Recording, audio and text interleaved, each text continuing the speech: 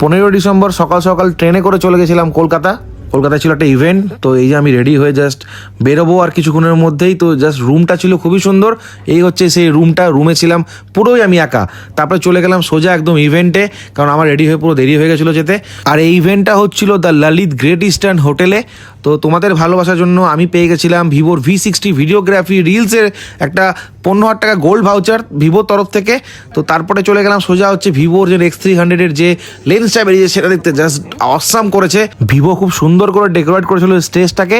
দিয়ে গেলাম live experience করতে X300, যেখানে ছিল লাইভ ডেমো, ছিল অনেক কাস্টমার। তারপর নিলাম ছোট্ট একটা ড্রিঙ্ক। মাঝে দেখলাম একটা কাস্টমার X300 এর ক্যামেরা নিয়ে কিছু একটা করছে, তো সেখানে চলে গেছিলাম। দিয়ে শুরু হয়ে গেল মেন ইভেন্ট।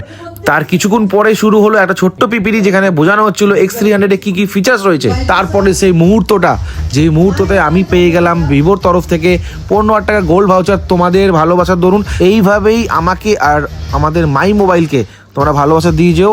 তারপরে প্রোগ্রাম শেষে আমিও গেলাম একটু ক্যামেরার টেস্ট করতে X300 Proর। তো ক্যামেরা টেস্ট করে যা দেখলাম, ক্যামেরা দুর্ধর্ষ করেছে।